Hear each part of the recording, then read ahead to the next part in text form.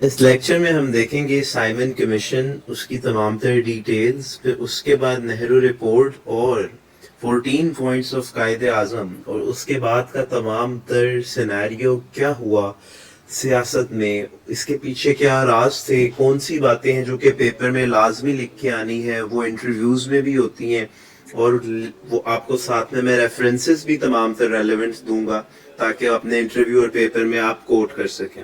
Basically 1919 کے اندر جو reforms آئی تھیں، ان ریفارمز کے بعد 10 سال کے اندر اندر ہی اگلی ریفارمز جو کہ کانسٹیٹیوشنل ریفارمز تھی وہ بھی آنی تھی، لیکن پریشرائز کیا گیا ادھر انڈین گورنمنٹ کے اندر جو ایلیمنٹس تھے کانگریس کے، سی آر داس، موتی لال نہرو، ان کی سوراج پارٹی نے بہت زیادہ کمپیل کیا، کرٹیسائز کیا، اور دوسرا یو کے اپنے اندر 29 کے الیکشنز پینڈنگ تھے اور لیبر پارٹی کو ڈر پڑ گیا تھا کہ کہیں ہم الیکشنز نہ ہار جائے، لہٰذا ان دونوں وجوہات کی وجہ سے وہ ریفارمز جو کہ 10 سال بعد آنی تھی وہ 2 سال پہلے یعنی 1927 کے اندر ہی آنے کا فیصلہ لیا گیا۔ اب ان ریفارمز کے اندر بیسیکلی کانسٹیٹیوشنل بیٹرمنٹ کرنی تھی، پہلے رپورٹس طلب کرنی تھی برطانوی گورنمنٹ نے، اور اس نے کہا تھا کہ ہم اپنی ایک پوری کمیشن بھیجتے ہیں جو کہ تمام تر انگلش پیپل کے اوپر مشتمل تھی، اس کے اندر کوئی بھی ایسا ایلیمنٹ نہیں تھا جو کہ نیشنل ہو۔ اس پہ قائد اعظم نے اور نیشنل کانگریس نے دونوں نے ہی بہت زیادہ ایجیٹیٹ کیا، لیکن وہاں پہ موجود سیکریٹری نے کہہ دیا تھا کہ Indian people are not capable enough کہ وہ بنا سکیں، تو یہ بہت ہی برا کرٹیسزم آیا۔ بہرحال انہوں نے بائیکاٹ کر دیا تمام تر نیشنل پارٹیز جو کہ تھیں، خواہ وہ ہندو تھیں یا مسلم تھیں۔ یہ سب دیکھ کر برٹش گورنمنٹ نے کہا کہ اچھا اگر آپ اتنے ہی مہان ہیں، کیپیبل ہیں، and if you guys can really frame a constitution or make some reform suggestions، تو چلیں آپ اپنی ریفارمز لے آئیں، آپ اپنی رپورٹ لے آئیں اور وہ آ کے آپ ہمارے ساتھ شیئر کر لیں۔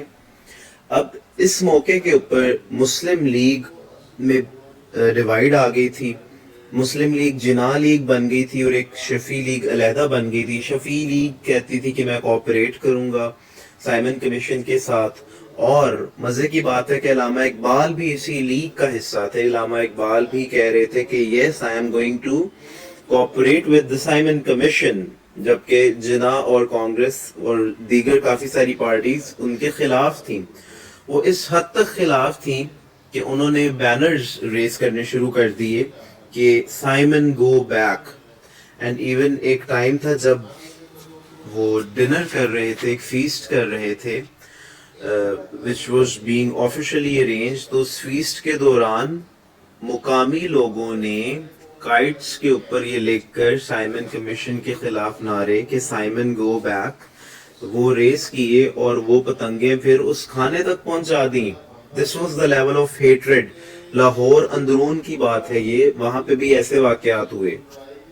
بہرحال سائمن کمیشن جو آئی تھی اس کا فرسٹ والیوم جو تھا، جو انہوں نے پبلش کیا، جو انہوں نے رپورٹ بنائی، اس کے اندر انہوں نے ایک بات درج کی، وہ تھی انڈین پولیٹیکل سسٹم، اس کے متعلق، اور دوسرا والیوم جو تھا that was regarding the constitutional reforms۔ تو لہٰذا ہم دیکھتے ہیں کہ کانسٹیٹیوشنل، ایڈمنسٹریٹو، فائنینشیل، ایجوکیشنل، ان پہلوؤں پہ، اور اس کے ساتھ ساتھ قانونی ترامیم کے اوپر یعنی کانسٹیٹیوشنل ریفارمز کے اوپر بھی انہوں نے عمل کیا، اس کے متعلق ایک رپورٹ شائع کی۔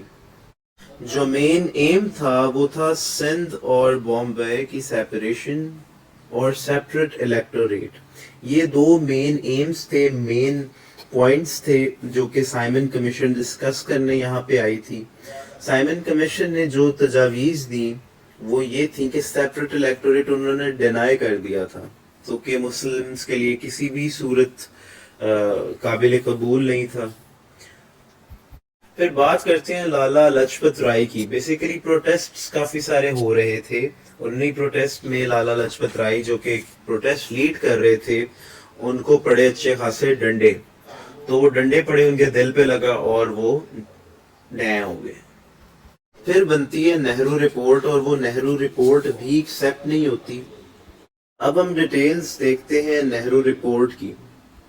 موتی لال نہرو کو یہ اسائن کیا گیا کہ اب آپ ایک لیڈ کریں ان تمام تر کمیٹیز کو اور آپ لے کے آئیں ہمارے پاس کچھ کامن پوائنٹس.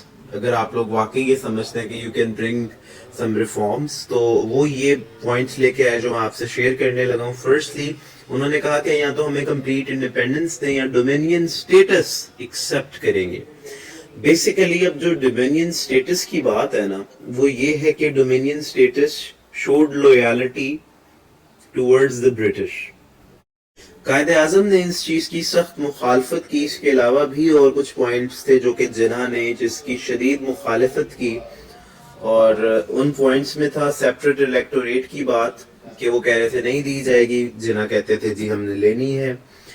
پھر ایک اور بات تھی کہ وہ نہرو انکریکٹ سٹیٹسٹکس دیتے تھے اور کہتے تھے کہ پنجاب سندھ NWFP یعنی کہ آج کا KPK اور بلوچستان یہ بیسیکلی اتنے اسٹرانگ صوبے ہیں کہ they can easily defend themselves and they can easily protect themselves. تو یہاں پہ ضرورت ہی نہیں ہے سیپریٹ الیکٹوریٹ کی. یہ تھی وہ تمام تر کانسٹیٹیوشنل ریفارمز جو کہ پروپوز کر رہے تھے نہرو. پھر انہوں نے کہا کہ پنجاب اور بنگال کی سیٹس جو ہیں اسپیشل ان پہ بھی ان کو ریزرویشن ہے. اب مسئلہ یہ تھا کہ پنجاب اور بنگال کے اندر بھلے پاپولیشن کا ڈیوائیڈ 50-50 تھا لیکن جو وہاں پہ پڑھے لکھے لوگ تھے وہ تمام تر تھے ہندو بیوروکریٹس وغیرہ اور مسلم تھے بہت ہی دبے ہوئے. تو وہاں پہ بھی سیپریٹ الیکٹوریٹ کے علاوہ پراپر ریپرزنٹیشن ملنی ہی نہیں تھی. بہرحال یہ دونوں رپورٹس تیار ہو گئیں اس طرح سے اور راؤنڈ ٹیبل کانفرنسز کا انعقاد ہوا. اس کے بعد نہرو رپورٹ اور ساتھ میں سائمن کمیشن کی جو رپورٹ تھی ان دونوں کے رپورٹس کے اوپر 30 سے لے کے 32 تک کافی زیادہ بات چیت ہوتی رہی. ان تمام تر رپورٹس میں کس طرح سے ڈسکشن ہوئی راؤنڈ ٹیبل کانفرنس میں اور اس سے 35 کا ایکٹ کیسے بنا اور قائد اعظم نے کیا پوائنٹس دیے اپنے 14 نکات میں وہ کس طرح کانٹراڈکٹ کرتے تھے نہرو کی رپورٹ کو اور کیوں قائد اعظم نے کہا کہ جو نہرو کی رپورٹ آئی ہے تو اب ہمارے راستے بالکل جدا ہو چکے ہیں. اس کے بارے میں تمام تر ڈیٹیلز میں آپ کو دوں گا نیکسٹ لیکچر میں. وہ نیکسٹ لیکچر آپ میری پلے لسٹ میں جا کر CSS PMS اور تمام تر 1 پیپرز کی دیکھ سکتے ہیں. اس کے علاوہ آپ مجھے انسٹاگرام پہ ریچ بھی کر سکتے ہیں. if you have any query کوئی سجیسشن ہے آپ کے پاس تو وہ پلیز آپ مجھے مینشن کیجئے نیچے کمنٹس میں. کوئی مشورہ کوئی سوال یا کسی قسم کا ہے I'll definitely reply you. ملتے ہیں نیکسٹ ویڈیو میں. تب تک کے لیے CSS PMS کی پلے لسٹ لازمی دیکھ لیں آپ کے بہت کام آنے والی ہے یہ. Have a good day.